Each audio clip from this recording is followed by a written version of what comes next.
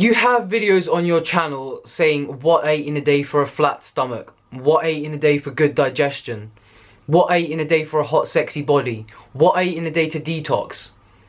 Where's your video that says what I ate for 2 consistent years to fuck up my own health? Take responsibility. First of all, the hood's not coming off today, and you know when the hood's up, I'm not here to f around. Second of all, I don't make response videos. I feel like they're tacky, and a lot of people do them just to get attention, and they bring attention to things that are negative and don't actually need more attention.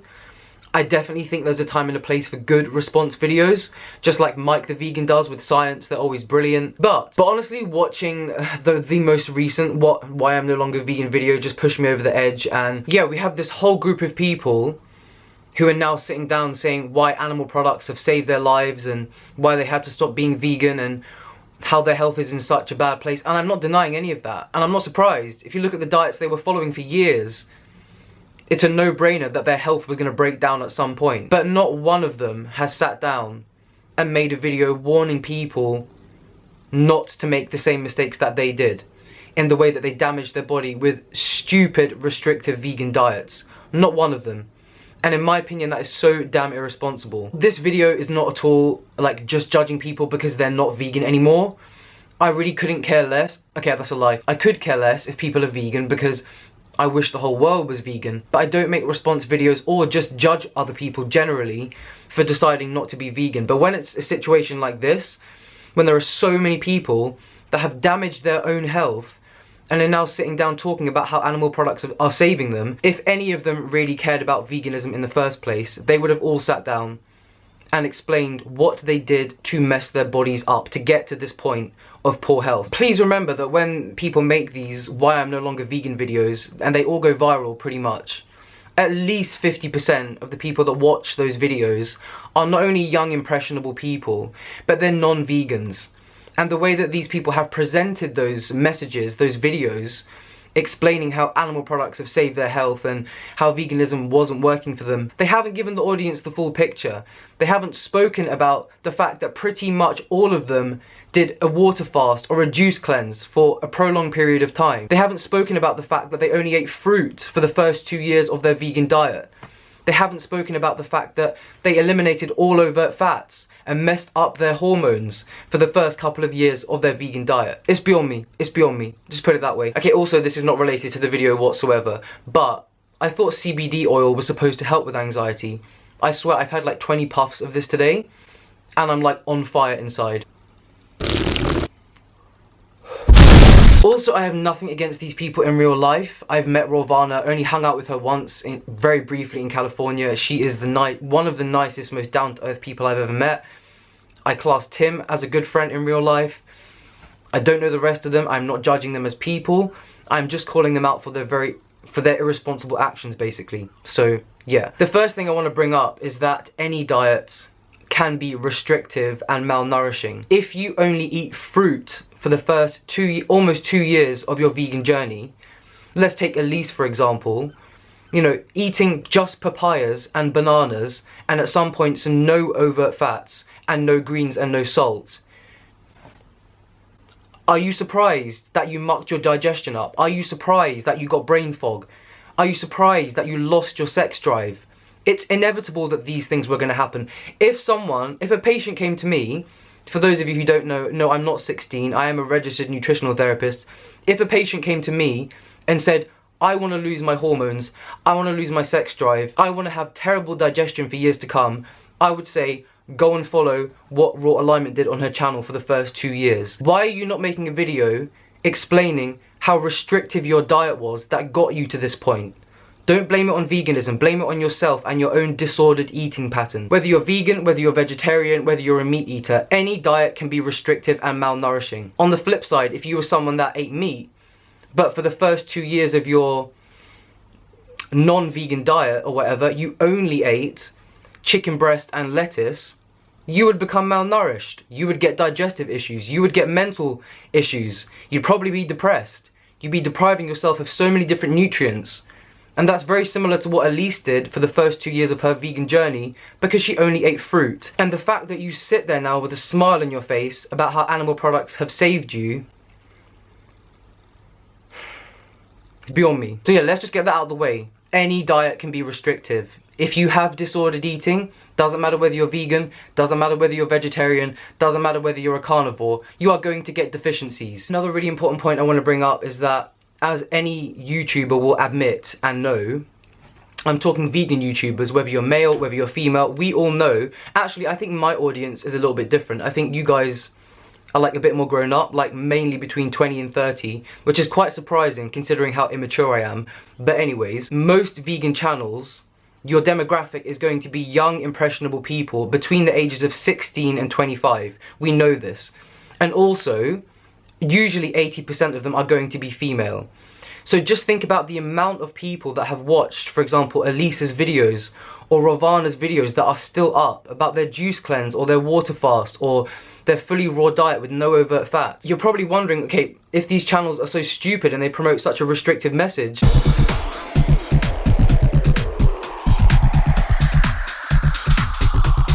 why do they have such a big following?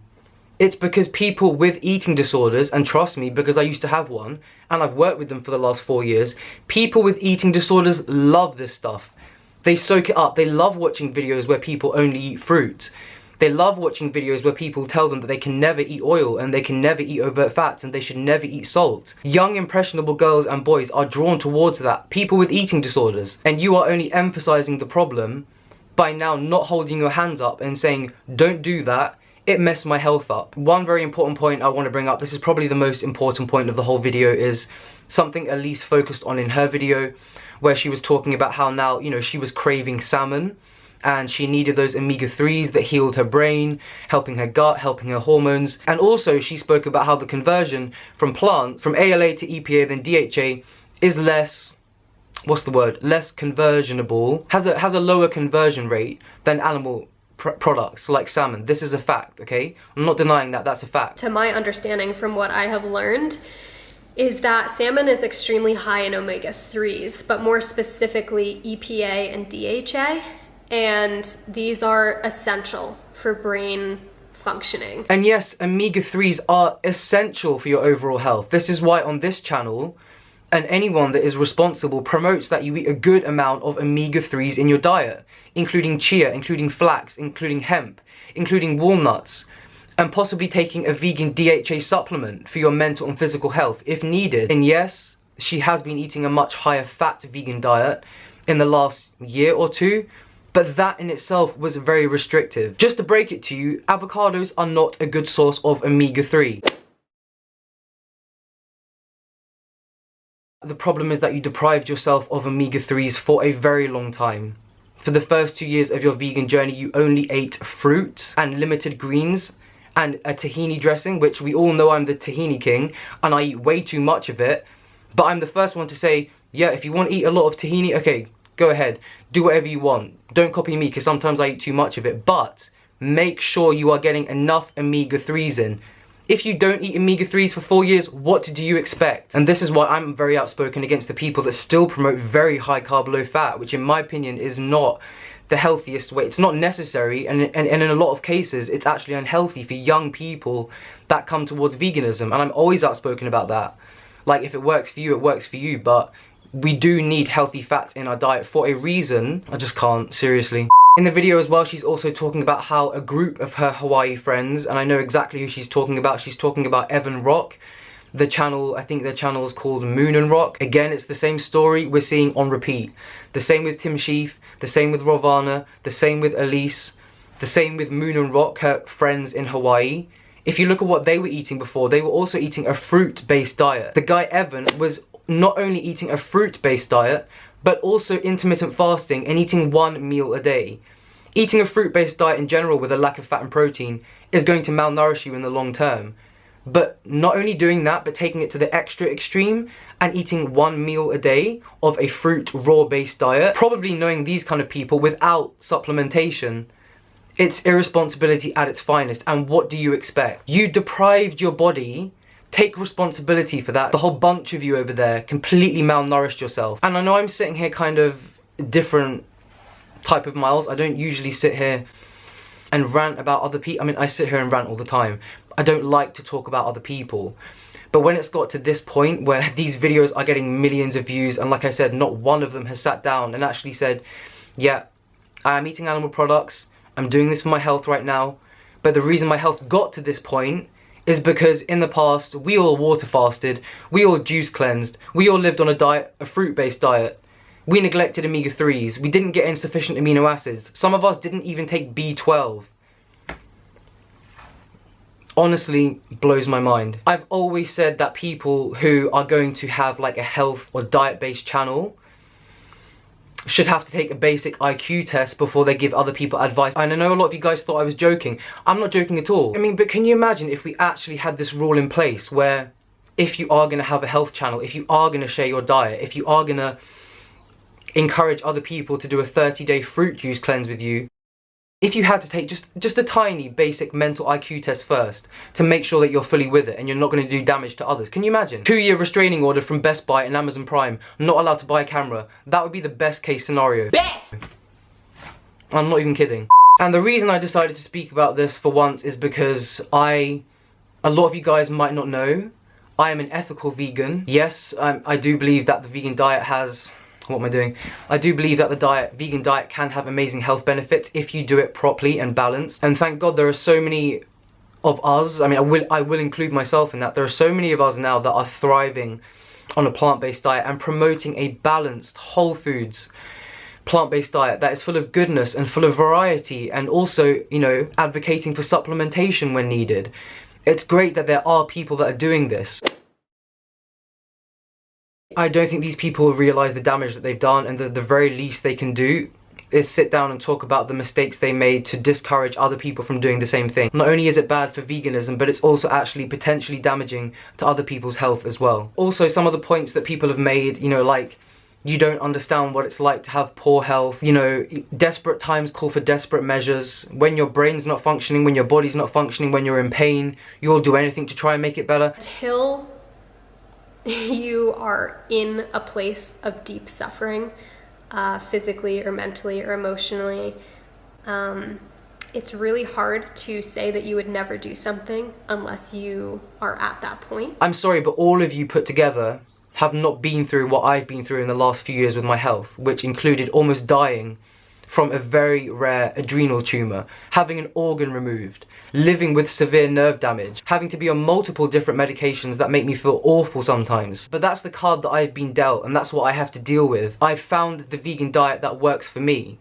which is a lot higher in fat, which is a lot higher in greens. There have been points where for example, some of these people are like, I crave fish, I crave salmon, I craved eggs at 1.2. As someone with, like, you know, a few brain cells, I analysed what was in eggs, and was it just the extra fat that my body needed? And it was.